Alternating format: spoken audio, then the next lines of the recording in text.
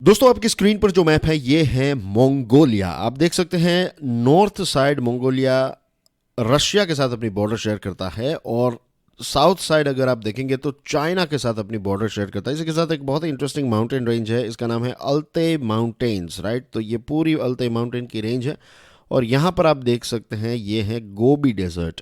इसका जो कैपिटल है इसका नाम है उलान बातोर।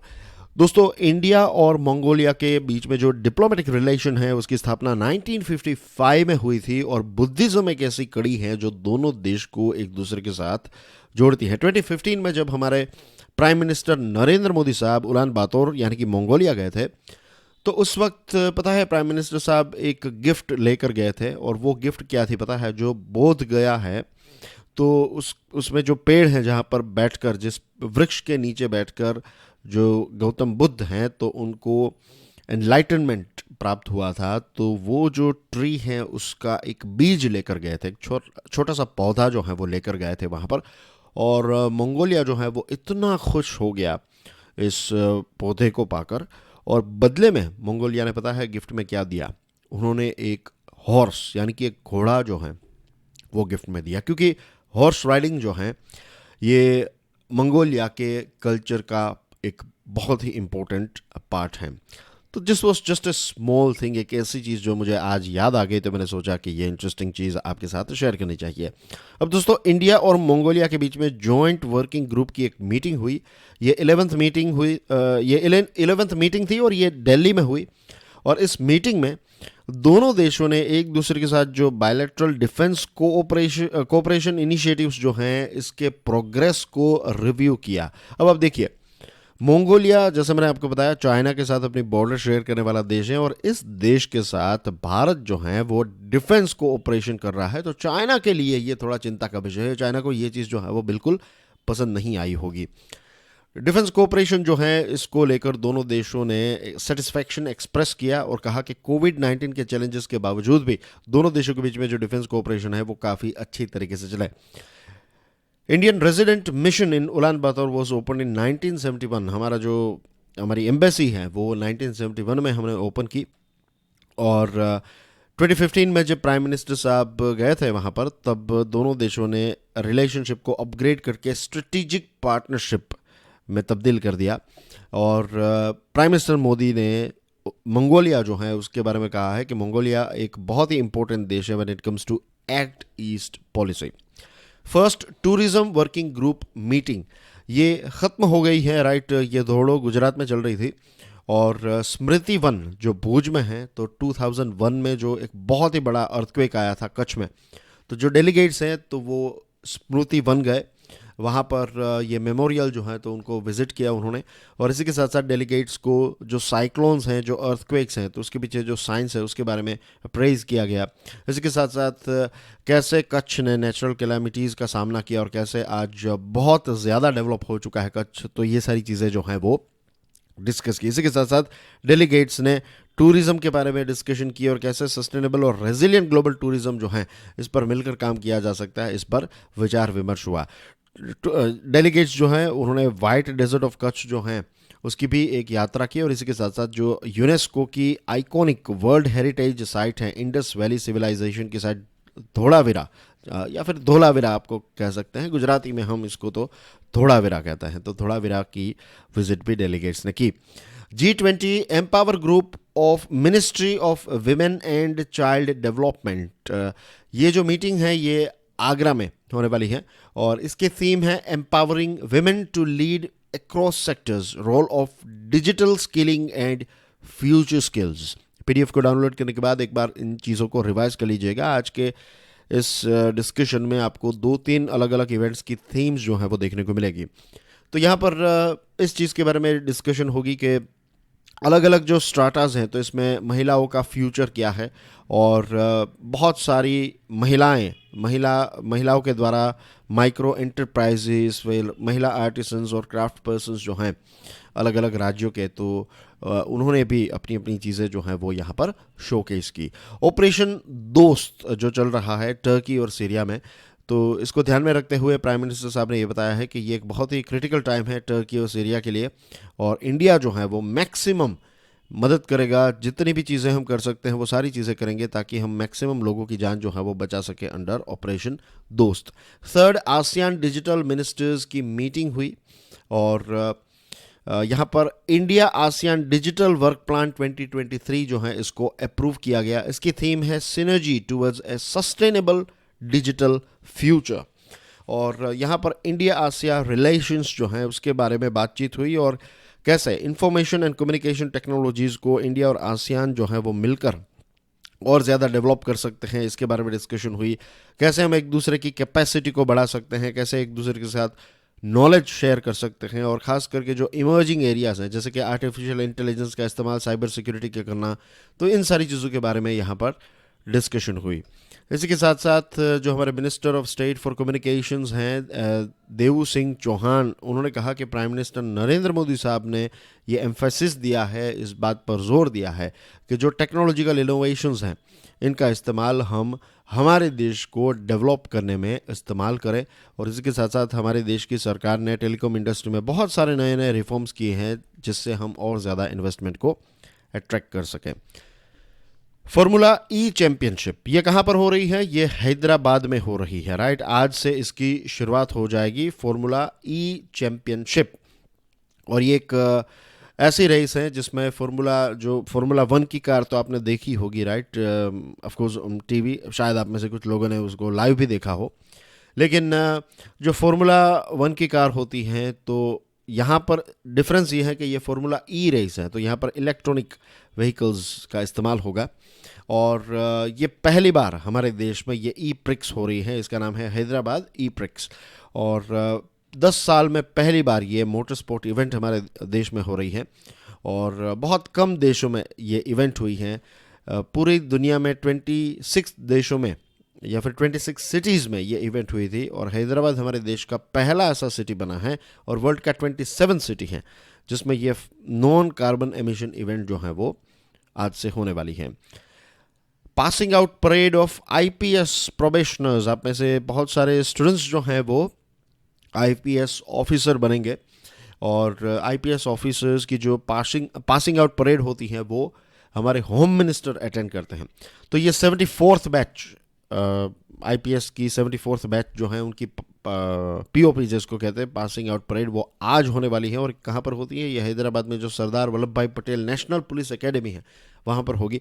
टोटल 195 ऑफिसर ट्रेनीज जो हैं वो इस परेड में पार्ट लेंगे और इसमें से 166 जो है वो आईपीएस ऑफिसर्स हैं, बाकी के 29 जो हैं तो उसमें से कुछ भूटान, मालदीव्स, नेपाल और मॉरिशस के पुलिस ऑफिसर्स भी यहाँ पर ट्रेनिंग के लिए आते हैं।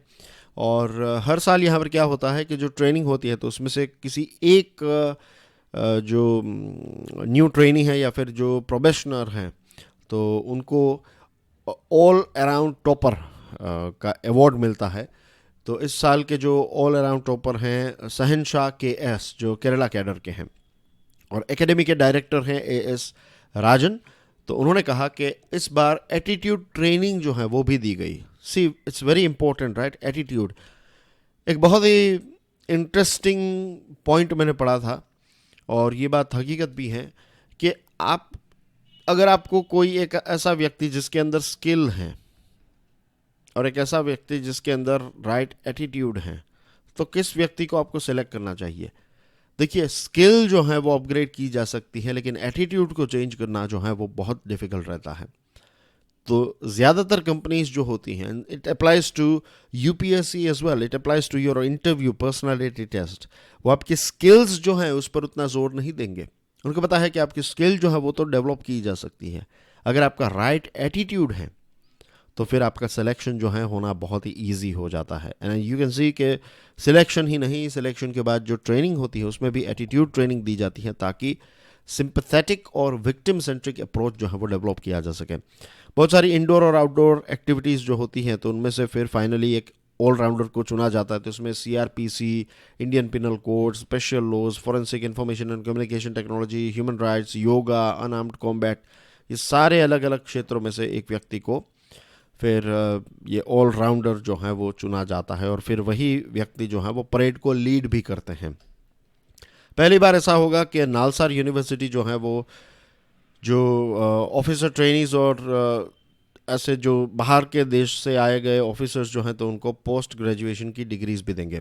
G20 environment and climate sustainability working group meeting, इसको एड्रेस करते हुए हमारे हरदीप सिंह पुरी साहब जो हमारे मिनिस्टर हैं उन्होंने कहा कि भारत टर्की के साथ खड़ा है और उन्होंने ग्लोबल साउथ के बारे में बात की। ग्लोबल साउथ का मतलब होता है कि जो डेवलपिंग देश हैं उनके बारे में कहा कि डेवलपिंग देश चाहते हैं कि G20 जो हैं वो जल्द से जल्द क्लाइमेट चेंज को रोकने के लिए और जो डेट क्राइसिस है उनको रोकने के लिए स्टेप्स उठाए ताकि डेवलपिंग देश जो हैं, ग्लोबल साउथ के देश जो हैं, उनकी एक मदद की जा सके। इसी के साथ उन्होंने कहा भारत अकेला ऐसा डेवलपिंग देश है जिसने इतने कम समय में नेट ज़ीरो अचीव करने का एक वादा किया है। रामदेवी विमेंस यूनिवर्सिटी, तो ये ओडिशा में है और हमारे प्रेसिडेंट द्रौपदी मुर्मू जी जो हैं उन्होंने ये रामदेवी विमेंस यूनिवर्सिटी को एड्रेस करते हुए कहा कि हम सबको मेहनत करनी पड़ेगी और हम सबको एफर्ट्स डालने पड़ेंगे ताकि हम आने वाले 25 सालों के अंदर हमारे देश को एक डेवलप्ड इकोनॉमी बना दें। उन्होंने कहा कि अगर हमें भारत को विश्व गुरु बनाना है, फिर से विश्व गुरु बनाना है, तो हम सबको मिलकर काम करना होगा। और उन्होंने कहा जेंडर इक्वालिटी पर बातचीत की। उन्होंने कहा कि हमारे देश में आज 115 महिला MPs हैं, तो this is a good sign of our democracy. और इसी के साथ साथ उन्होंने ये भी कहा कि मॉडर्न टेक्नोलॉजी और ट्रेडिशंस दोनों के बीच में एक फाइन बैलेंस आज के स्टूडेंट्स को मेंटेन करना चाहिए। और सेकंड इंडियन राइस कांग्रेस को अटेंड करने वाले हैं जो नेशनल राइस रिसर्च इंस्टीट्यूट जो कटक ओडिशा में है। तो सेकंड डे, ये 2 दिनों की यात्रा पर प्रेसिडेंट गए हैं, तो सेकंड डे में वो ये नेशनल राइस रिसर्च इंस्टीट्यूट को विजिट करेंगे। नेशनल फिलाटेलिक एग्जीबिशन, इसका नाम है अमृत पैक्स 2023, तो इसको इनोग्रेट करेंगे हमारे अश्विनी वैष्णव जो हमारे यूनियन कम्युनिकेशंस मिनिस्टर हैं और ये प्रगति मैदान न्यू दिल्ली में आज इसका उद्घाटन किया जाएगा। 5 डे चलने वाली ये इवेंट है और इस इवेंट में जो भारत का कल्चर है, हेरिटेज है और हिस्ट्री जो है उसको स्टेम्स के माध्यम से डिपार्टमेंट ऑफ पोस्ट जो है वो ऑर्गेनाइज करने वाला है। पहली बार ऐसा होगा कि नई टेक्नोलॉजी जैसे कि वर्चुअल रियलिटी, ऑगमेंटेड रियलिटी का इस्तेमाल करते हुए जो हमारी हिस्ट्री है, नेचर है, वाइल्ड लाइफ है, इन सारी चीज़ों को, कल्चरल हेरिटेज है, इनको शोकेस किया जाएगा। और आप अगर यहाँ पर जाना चाहते हैं तो बुक माई शो के माध्यम से टिकट्स जो हैं उनको बुक कर सकते हैं। अल जामिया तुस सैफिया अरेबिक एकेडमी, इसका उद्घाटन किया है प्राइम मिनिस्टर मोदी साहब ने मुंबई में। और इस इवेंट में जो दाऊदी बोहरा कम्युनिटी के हिज हॉलीनेस सैयदना मुफादल सैफुद्दीन साहब जो हैं वो भी यहाँ पर उपस्थित थे। मोदी साहब ने ये बताया कि बोहरा कम्युनिटी जो है वो एक बहुत ही अच्छा एग्जाम्पल है कि कैसे ट्रेडिशंस और मॉडर्निटी के बीच में एक बैलेंस क्रिएट किया जा सकता है। बोहरा कम्युनिटी जो है उन्होंने न्यू एजुकेशन पॉलिसी को भी काफ़ी अच्छी तरीके से अपनाया है और जो महिलाओं की एजुकेशन है उस पर भी काफ़ी ज़्यादा जोर दिया है। उन्होंने कहा कि एक वक्त था जब हमारा देश centre of knowledge and education था, जब हमारे देश में नालंदा और तक्षशिला जैसे इंस्टीट्यूशंस थे। आज फिर से हमें उस प्रकार के इंस्टीट्यूशंस को क्रिएट करने की ज़रूरत है। दाऊदी बोहरा कम्युनिटी के बारे में मोदी साहब ने ये बताया कि ease of doing business initiatives जो हैं उसका काफ़ी अच्छी तरीके से लाभ जो है वो इस कम्युनिटी ने उठाया है। सरकार ने 40,000 जितने कंप्लायंसेस और बहुत सारे हंड्रेड्स ऑफ प्रोविजंस जो हैं उनको डीक्रिमिनलाइज कर दिया है। और जो दाऊदी बोहरा कम्युनिटी जो हैं तो उनके जो ये हिज हॉलीनेस हैं, उनके धर्मगुरु जो हैं, उन्होंने भी प्राइम मिनिस्टर साहब को थैंक यू कहा है। खेलो इंडिया यूथ गेम्स जो हैं ये आज कंक्लूड हो जाएगा भोपाल में और ये 5th खेलो इंडिया यूथ गेम्स हैं और 30 जनवरी को इसकी शुरुआत हुई थी। 27 डिफरेंट स्पोर्ट्स में पार्ट लेने वाले 6,000 से भी ज़्यादा अलग अलग राज्यों के हमारे यंगस्टर्स ने इसमें पार्ट लिया। नंबर 1 पोजीशन पर आया है महाराष्ट्र, नंबर 2 पर हैं हरियाणा और नंबर 3 पर हैं मध्य प्रदेश। तो ये नंबर 1, 2, 3 जो है वो आप याद रखिएगा। Government appoints 2 new supreme court जजेस, 2 सुप्रीम कोर्ट के जजेस को अपॉइंट कर दिया है। पहले 5 को किया था, अब 2 को। तो अब सुप्रीम कोर्ट की जो मैक्सिमम स्ट्रेंथ है वो अचीव कर ली है 34। टोटल हमारे देश की जो सुप्रीम कोर्ट है उसमें मैक्सिमम 34 जजेस होते हैं। एक्सटर्नल अफेयर्स मिनिस्टर जयशंकर साहब जो है उनकी मुलाकात deputy prime minister of Mauritius के साथ हुई और इसमें बायलैटरल कोऑपरेशन को लेकर, टूरिज्म और डेवलपमेंट कोऑपरेशन को लेकर बातचीत हुई। प्राइम मिनिस्टर नरेंद्र मोदी साहब ने महाराष्ट्र में जो वंदे भारत ट्रेन्स हैं उनका उद्घाटन किया और कुछ इंफ्रास्ट्रक्चर प्रोजेक्ट्स को भी इनॉग्रेट किया। उन्होंने कहा कि अब हमारे देश में कंफर्ट को लेकर काफ़ी ज़्यादा क्रेज बढ़ चुका है, राइट। जब हम ट्रांसपोर्ट करते हैं, कहीं पर कम्यूट करते हैं, तो हमें कंफर्ट चाहिए। तो अब ट्रेन्स भी उस प्रकार की बन रही हैं, and one of the train is Vande Bharat express. तो एक मुंबई सोलापुर और मुंबई शिरडी की 2 ट्रेन्स जो हैं उन्होंने लॉन्च की है। और महाराष्ट्र एक ऐसा राज्य है जिसमें 4 वंदे भारत ट्रेन्स चल रही है, और पहला ऐसा राज्य है जिसमें 2 intra state Vande Bharat services चल रही है। इसी के साथ उन्होंने Santa cruise Chembur link road और कुरार अंडरपास जो हैं उसको भी इनॉग्रेट किया। ग्लोबल इन्वेस्टर्स समिट जो अभी लखनऊ में चल रही है, तो इसको एड्रेस करते हुए प्राइम मिनिस्टर साहब ने ये बताया कि अगर दुनिया में प्रॉस्पेरिटी और ब्राइट फ्यूचर चाहिए तो ये रास्ता जो है वो भारत से निकलता है। और उन्होंने कहा कि अब भारत की मार्केट जो है वो काफ़ी सीमलेस बन चुकी है। हमारे देश में अलग अलग क्षेत्रों में बहुत सारी अपॉर्चुनिटीज़ अवेलेबल हैं, और कोविड-19 और रशिया यूक्रेन कॉन्फ्लिक्ट के बावजूद भी हमारा देश जो है वो फास्टेस्ट ग्रोइंग इकोनॉमी बन चुका है। और उत्तर प्रदेश के बारे में बताया कि उत्तर प्रदेश अब बदल चुका है, राइट। अब good governance, peace, law and order और स्टेबिलिटी के लिए उत्तर प्रदेश जाना जाता है। उत्तर प्रदेश का पोटेंशियल और कैपेसिटी इतनी है कि कुछ देशों की भी कैपेसिटी इतनी नहीं होगी, उतनी सिर्फ हमारे एक राज्य की कैपेसिटी है। और इस मीटिंग के दौरान जो पार्टनर कंट्रीज़ हैं, यूएई और डेनमार्क जो हैं, ये पार्टनर कंट्रीज़ हैं, तो इनके साथ साथ दूसरे देशों के जो इन्वेस्टर्स और बिजनेसमैन जो हैं वो भी यहाँ पर उपस्थित थे। And that's everything in today's discussion, dear friends. Thank you very much for your love and support. God bless you all. Jai Hind.